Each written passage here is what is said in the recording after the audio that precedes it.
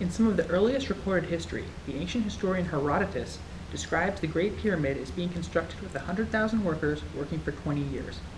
My goal in this video is to assess the accuracy of this claim quantitatively and determine if this is actually a plausible number. There will be two parts to this analysis. The first part will be trying to determine how much energy is required to assemble the pyramid, and the second part will be determining how much energy 100,000 workers could output over 20 years.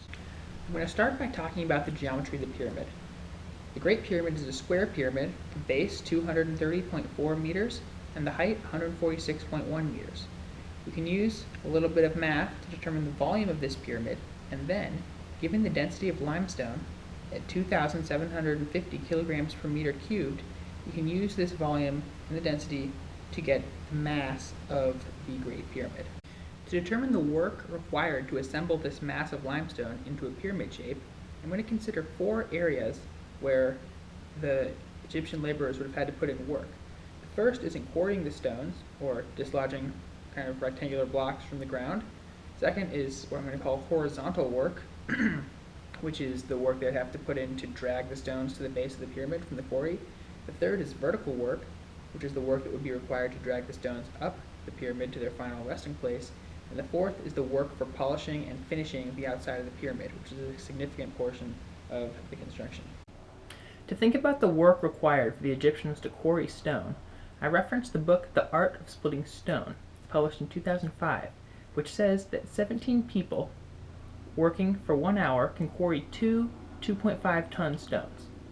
I assumed all these people were working at the maximum sustainable rate that a person can hold indefinitely from the Mechanical Engineering Handbook, and I came up with a value of 1,005 joules per kilogram of stone quarried. To think about the horizontal work, it's crucial to understand both the friction coefficient as well as the distance that the Egyptians had to drag these stones. Now, there were two separate types of stones used on the Great Pyramid. The most common kind were the base stones. These were quarried 400 meters from the base of the pyramid and didn't have to be dragged very far. Now, the other type of stone were the capstone, or the finishing casing stones, and these came from a quarry 13 kilometers away from the base of the pyramid. For both of these stones, they were hauled on wooden sleds over wet sand. The Egyptians would wet the sand in front of the sled to reduce the friction coefficient to 0.3. This value was found in an article entitled Immutable Laws of Friction. So, using both this distance and now the friction coefficient, I'll be able to calculate the work required to drag both the base stones and the casing stones from the quarry to the base of the Great Pyramid. To calculate the vertical work required to get the blocks of rock up from the base of the pyramid to their respective final resting place, I use trigonometry and assume that the rocks are dragged up the pyramid. Now, in order to do this, the Egyptians would either have to have a ramp or some kind of pulley system. Now, I did my calculation as if there was a ramp, but I did not take into account the amount of work it would take to produce a ramp. The final task that required work when building the pyramid was putting on the casing stones and polishing and finishing the pyramid. Now, in a book entitled Building in Egypt, I read that a team of 20 polishers could finish a surface of about 1.5 square meters per day. So, assuming these 20 people were working at the maximum sustainable rate and that they are working 7 hours a day, I was able to determine the joules per meter squared that was required to finish off the pyramid. Now let's think about the energy of the workers. We have 100,000 workers working 20 years. I'll assume they work 8-hour days with 1 hour lunch break, so 7 productive hours during the day.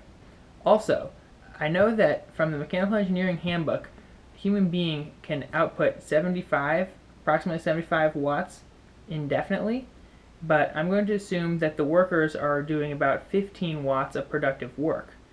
I'm going to do that because I think that there's going to be some downtime in between tasks while loading blocks on sleds, and that also a lot of the work, the making return trips, is not going to be productive in the sense that it will actually help get the pyramid built right then. So I'm going to cut the 75 watts down to 15 watts, and I'm also going to say that they are only working 120 days out of the year.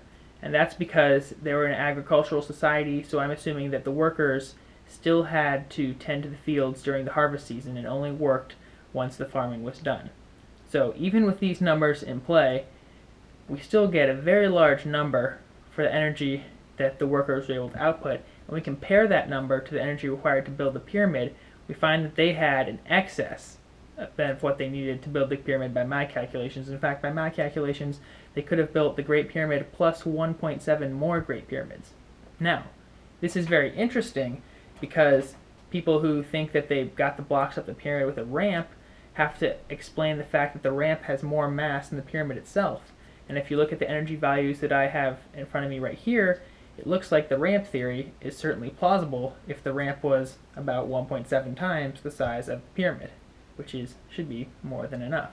So when assessing Herodotus' claim about the construction of the Great Pyramid, I wouldn't raise any major objections based on an energy standpoint, and I would leave the rest of the debate up to historians. Thank you.